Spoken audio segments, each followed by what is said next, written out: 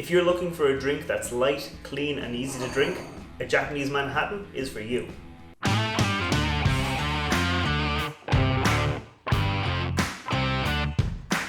Welcome back to the channel. My name's Matt, I'm a whiskey nerd, and this week I'm making a Japanese Manhattan. Now originally I was going to call this something like the Tokyo Skyline because it is quite different to a regular Manhattan, but then I realized if I called it a Tokyo Skyline, no one's ever going to find it and no one's ever going to watch it, so I'm calling it a Japanese Manhattan. And what makes it Japanese is the inclusion of sake in the mix. So sake, for those of you who don't know, it's essentially like a rice wine. It's very different to a wine, but that's probably the closest approximation we can get in the English language to what it is. It's a nice, clean, kind of clear spirit with a bit of a tang, a bit of a bite, and different ways it can be produced will produce different results. Quick sidebar on sake. If you want to know how this spirit is made, check out Mac from Kanpai Planet. He has a really great video series where he makes sake by hand on the Japanese island of Sado. This sake is from Gekkeikan. They're a really nice sake producer and they make some really amazing sakes. This, however, is not one of their top shelf sakes because they're hard to find outside of Japan, so this is one of their more kind of entry level sakes.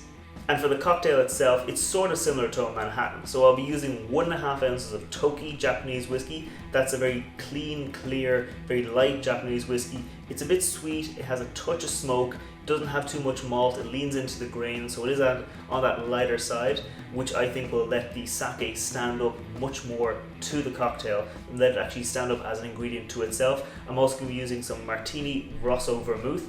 I'm only going to go in with 1/2 ounce of the Martini Rosso Vermouth because it has quite a strong flavour, it has quite a kind of a bold personality to it, and I think that overrides the sake in the cocktail if you go in too heavy. So it's just going to be a little nod in the direction of the vermouth to allow that sake to stand up as an ingredient to itself. I'll also be using some orange bitters and some Angostura bitters in the drink. So let's get making it. It's a stirred drink, so we're going to get our mixing glass and we're going to get a nice rock of ice and pop that in there. And then we're going to go in with our whiskey. Like I said, we're using the Japanese Toki whiskey. It's very nice, it's very light, with kind of subtle smoky flavour. So we're going to go in with 1.5 ounces of the Japanese Toki whiskey from Suntory. And then we're going to go in with 1 ounce of our sake. This is Gekkeikan's kind of entry level sake. It's nice, it's sweet, has a little bit of a tang to it, nothing too strong. So we're going to go in with 1 ounce of our sake. And then it's just 1/2 ounce of our vermouth. This is Martini's Rosso Sweet Vermouth. Very nice, very strong though, so we're only going to go in with 1/2 ounce. So that's 1/2 ounce of sweet vermouth in there. And then it's just a matter of doing our bitters. So I like kind of Angostura orange bitters and Angostura bitters together. So I'm going to go in with 2 dashes of Angostura orange bitters, and then I'm going to follow that up with 1 dash of Angostura bitters. And that's it. We're just going to stir this cocktail down for about 20 seconds.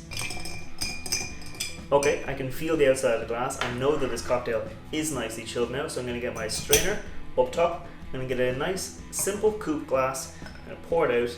I'm serving it neat, or up, so there's not going to be ice in it. It's just going to be served like that. And for a garnish, I'm actually going to serve it without a garnish, but I will be expressing the oils of a lemon peel over the top, just to get a nice little bit of extra aromatics in there without overpowering the cocktail. Now real quick, before I taste this cocktail, scroll down, hit that thumbs up button, hit that subscribe button. I put out new cocktail recipes every Friday and whiskey reviews every Wednesday, so subscribe, you'll see them all. Now let's taste this cocktail. That's really nice. It's nice, it's light. This is not a very strong cocktail. It's light because I've gone in with a kind of a lighter whiskey, because I haven't gone too heavy with the vermouth. That sake is allowed stand up. I'm allowed to taste that sake. It's complemented nicely with the aromatics from the Angostura bitters and from the Angostura orange bitters, and then that touch of lemon oil over the top. Very nice. It's very light, it's very refreshing.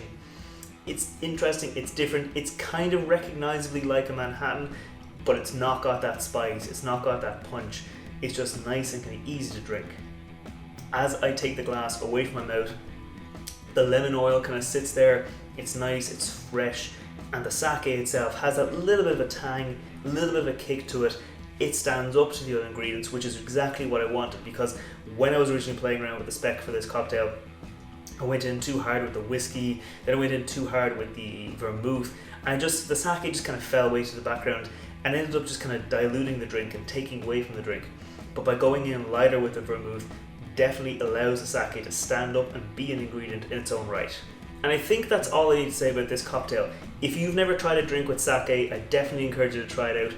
It is unique, it is different, it adds a different kind of layer to the cocktail, and if you've never tried it out, I encourage you to try it out because you might be surprised, you might find something you like. I definitely like this one, so I'm going to keep on enjoying it, and I'll see you next time. Sláinte.